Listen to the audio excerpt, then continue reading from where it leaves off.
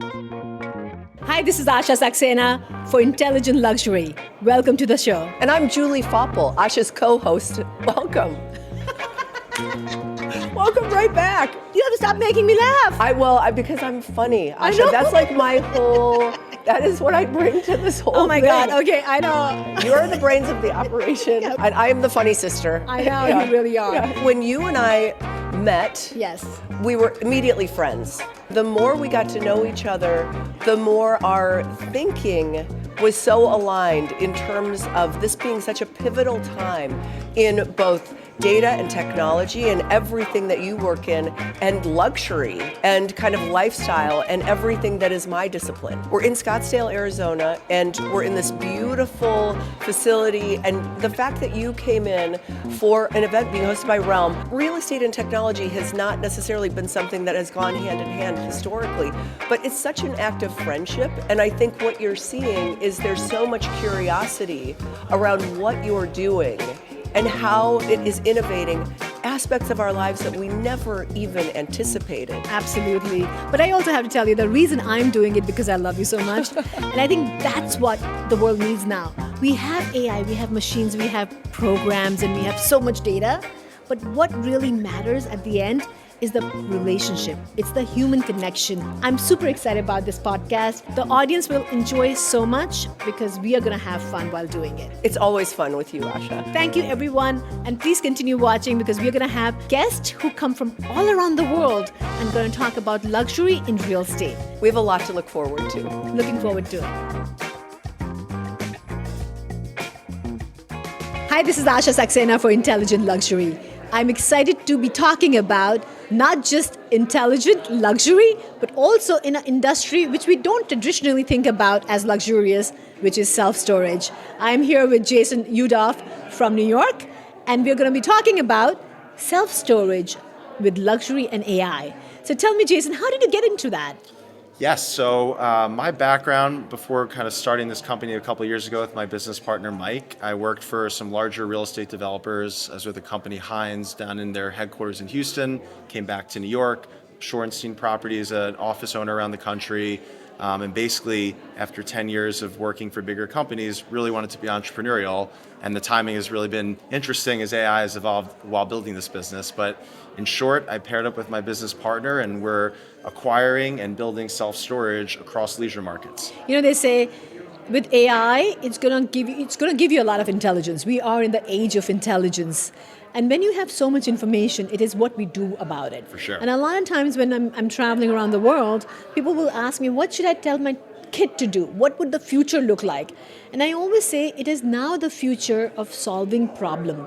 Really thinking about what's the interesting problem that your child can solve or the next person can solve. We are really truly entering in a world that we need to think about interesting problems and think about becoming entrepreneurial. And especially I think in real estate, a lot of the professionals are entrepreneurial anyway. They're thinking about how to be creative, how to be unique, how to be different. And AI can bring you that leverage that technology probably never really got to give you that leverage like it's giving you now. And when I think about self-storage, disruption, how do you really disrupt that industry? So talk to me a little bit about what are you thinking with an industry like self-storage, and how can you really disrupt that with a technology like AI? Yeah, for sure. One of the things that we're doing that I think is a little bit different just broadly in self-storage is virtually managing these facilities, which other companies are starting to think about, but we're sort of doing it because it's a necessity in the markets we're in where the facilities are small. They wouldn't justify hiring someone to work there all day. They're also more scattered and they're in markets that are very expensive to live in, so hiring someone's difficult. So because of that, we almost fell into doing this virtually, but AI is only making that easier. Yeah. So we still have humans answering phones because customer service is critical in our business. But a lot of the way that we do things, everything from marketing to get customers to find us online, to things we're doing behind the scenes on the operations to make sure that customer feedback is coming. So we're really trying to serve our customers, using AI, but not totally removing the human element. I love it to talk about the human element because AI is going to give us intelligence, but humans are the ones who would decide what to do with that intelligence. And I think that's what will make us different and special. You were talking earlier to me about how you're hiring. You grew so fast.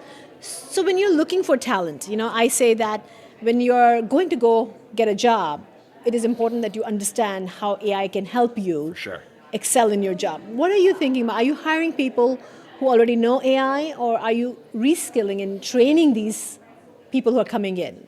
Yeah, I would say a little bit of both. We are definitely still growing and hiring, even though we are using AI all day, every day. But we started this company, just me and my business partner, and now we're up to 14 people in the matter of 2 years, and everyone's using AI. And so when we're interviewing people right now, it's definitely helpful if someone knows and thinks about using AI.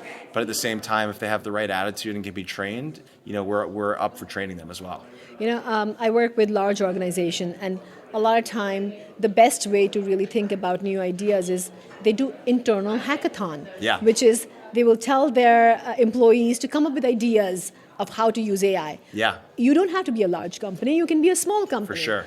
Think about, have your team sit together and say, how can you use the technology which is easily available? I mean, think about the time when we had big servers, technology was so expensive, and we always thought that AI is going to be super expensive to work with. Now you have these models available to you for $20 a month to be able to play with. Exactly. We subscribe to all of them because of that. Exactly. And so think about providing that to your team and say, come up with the ideas to actually create efficiency or disrupt our market, or come up with ideas to expand our marketplace.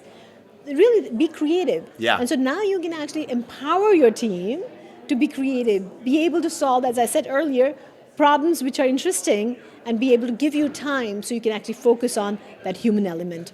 What are you guys doing in your business that is actually creating that kind of disruption in your industry? Yeah, it's funny. Right before this, I was just working on an email back and forth with one of my colleagues, and it just, to your point, a lot of what we're doing is one person tries something with AI that no one has tried yet, and then the important thing is to let everyone know so we can all think.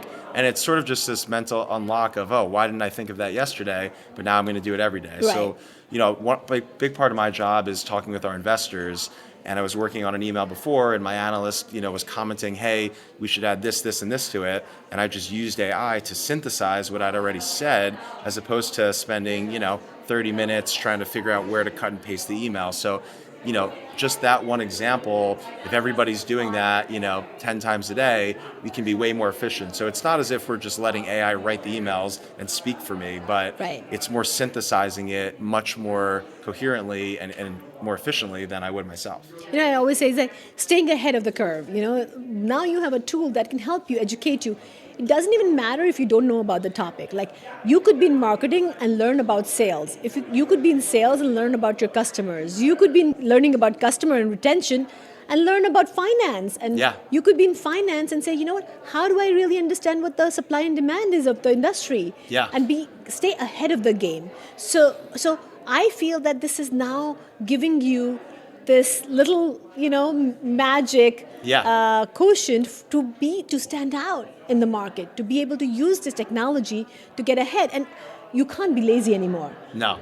Just make sure that you are going ahead with the technology and the curve. There's such great examples of companies like Netflix that actually broke the business mold of Blockbuster and got ahead of the curve. Look at Amazon creating something simple where recommendation engine, got them a little ahead in the game. If you start thinking about these little nuggets of changing your market, Domino's just understood their customers, and now they know what you're going to order. They understand their consumer. And being in real estate, to really understand what your consumer wants and staying ahead, we're talking about the generation of wealth that's going to be transferred. It's not just about experience. It's about values. It's about lifestyle. It's about legacy that you're creating as you're moving into real estate. So I think what a great opportunity for creating luxury in a new way in the age of AI, using intelligence. And I think I truly believe that if you invest in it, you can get ahead of it. Yeah, we are definitely every level of our business, from, underwriting deals on the finance side, to legal work, to doing market research to following up with our investor base, whatever it is, we're using AI to make that job better. And to your point, I think it really comes down to in any job function, what are the goals you're trying to achieve is way more important than figuring out the framework of building it there, because the AI can be the tool that helps you figure out that framework. Exactly. So with that, I want to come to an end and make sure that you all take away the most important thing is that making sure that you get started with AI. Try something simple, something small. Make sure you're adding value to whatever task you're doing by using a powerful tool like AI, and then start on the journey of sharing with your coworkers and making sure that you address and serve your customer. This is about being human, making sure you're creating that human-to-human connection and continue living on that journey of learning, sharing, and evolving. I think what a great time to be able to evolve. Thank you, Jason, for being here. Really appreciate it. Thank you for having me. And thank you. You're listening to Intelligent Luxury, and I'm your host, Asha Saxena.